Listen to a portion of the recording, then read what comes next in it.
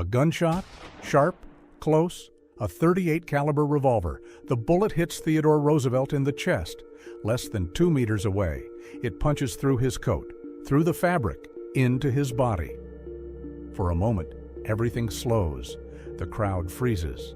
Faces change. Confusion, then panic. People move toward him, expecting him to fall. He doesn't. Roosevelt stays upright, barely reacting. He brings his hand to his mouth, coughs, looks at his palm. No blood. That tells him everything. The lung is not hit. The bullet is still inside him. But he's alive, stable enough. That's all he needs. He straightens up, refuses help, and walks toward the hall to give the speech, with the bullet still inside his chest. The shooter didn't need skill. He needed proximity. John Schrank stood in the crowd, less than 2 meters away. No barrier, no real security. Just a clear line to the target. He wasn't part of a group. He wasn't trained. But he believed something. He claimed the ghost of President William McKinley came to him in a dream and told him to stop Roosevelt. That was enough for him. He waited, watched, followed Roosevelt's movements for days, until this moment. When Roosevelt stepped out of the hotel, there was nothing between them. He raised the revolver and fired. But before the bullet reached Roosevelt's body, it had to pass through 2 objects in his pocket, 2 unexpected obstacles. They changed everything. At that distance, the shot should have ended everything, but the bullet meets resistance. Inside Roosevelt's pocket, a folded speech, not just pages. It's folded in half, around 50 sheets, over 100 layers of paper. The bullet tears through them, then hits metal, his eyeglass case, a sharp metallic sound, clear, close, then a dull impact. The bullet slows, loses energy. When it enters his chest, it doesn't travel cleanly. It lodges inside, shallow enough to spare him, deep enough to stay. Roosevelt processes this instantly. He's hunted animals, he's studied anatomy. He knows exactly what this means. A centimeter to the left, the aorta, a centimeter deeper, the lung. He stands there, calculating it in real time. The difference between alive and dead is measured in millimeters, and he knows it. The hall is warm, too warm. Roosevelt steps onto the stage. At first, no one sees it. Then the stain appears, dark, spreading under the fabric. The air shifts. People react. Voices rise. Doctors try to move forward. He stops them, raises his hand, and begins. Friends, I shall ask you to be as quiet as possible. A pause. I don't know whether you fully understand that I have just been shot. Shock spreads through the room. Some stand, others freeze. He pulls out the speech, the same pages that stopped the bullet, now marked torn. He holds them up, then continues. 10 minutes, still speaking. 30 minutes. The blood under his shirt turns warm, sticky. He feels it, keeps going. An hour. His voice doesn't break. At one point, he smiles slightly. It takes more than that to kill a bull moose. A few people react, others can't. They're watching something they don't understand. He turns the pages, one after another, some stained now, darkened. The speech continues, nearly 90 minutes, when he finally stops and steps away from the stage. His boot is filled with blood. When Roosevelt finally stops speaking, doctors move in. Now they can examine him properly. The coat comes off. The shirt is soaked through. The bleeding was constant. They locate the wound. Entry only. No exit. The bullet is still inside. They decide to use X-rays. In 1912, this is cutting edge. Experimental. Uncertain. The image appears slowly, grainy, faint, but clear enough. A small object, glowing near the rib. Foreign, embedded. Part of him now. Some doctors argue to remove it.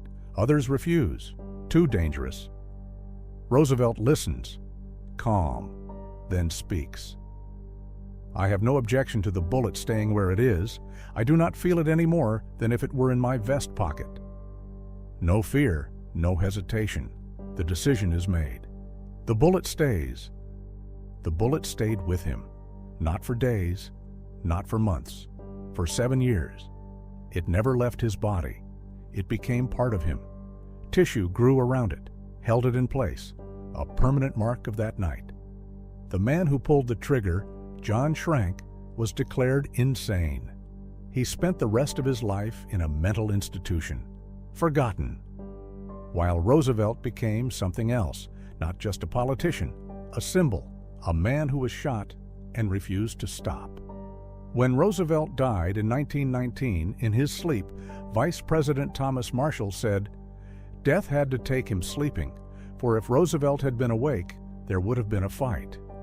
And that says everything about the man, about the moment, about the difference between breaking and refusing to fall. So what stays with you? 50 pages, a bullet, a second chance, one moment, one decision, everything. John Schrank doesn't run. He stands where he fired, the revolver still in his hand. For a second, silence. Then the crowd explodes. People rush him at once, hands grabbing, pulling, hitting. Someone shouts, "Kill him!" It spreads instantly. The mood turns violent, raw, uncontrolled. People are not thinking anymore. They want him dead, right there on the street. Police struggle to hold the line, trying to push bodies back, trying to reach him first. Schrank barely reacts.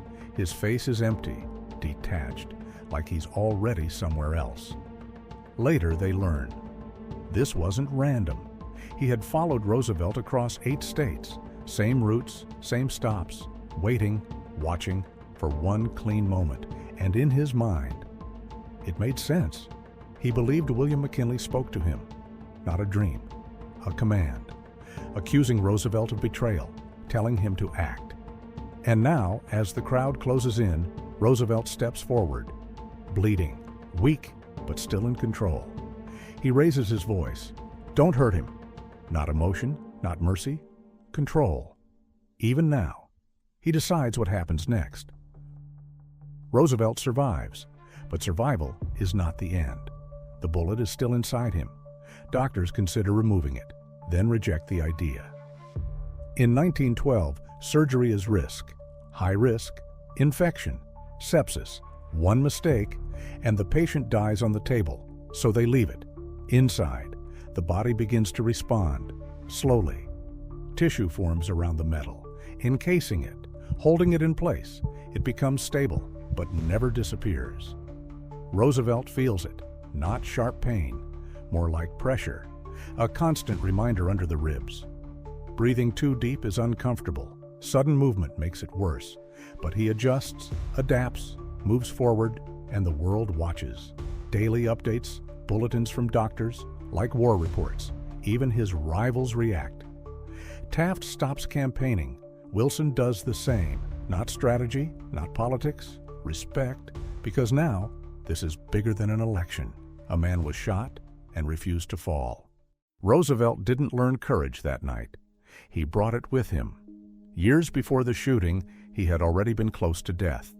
In the Amazon, he ran a fever so high he could barely stand, shaking, sweating, losing strength by the hour. At one point, he believed he would not leave the jungle alive. He accepted it, calmly.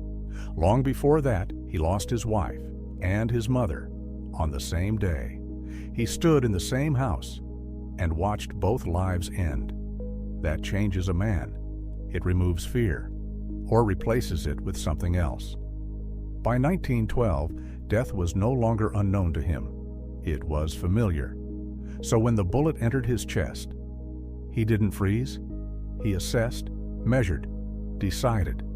And after that night, the bullet stayed. Not silent, not forgotten.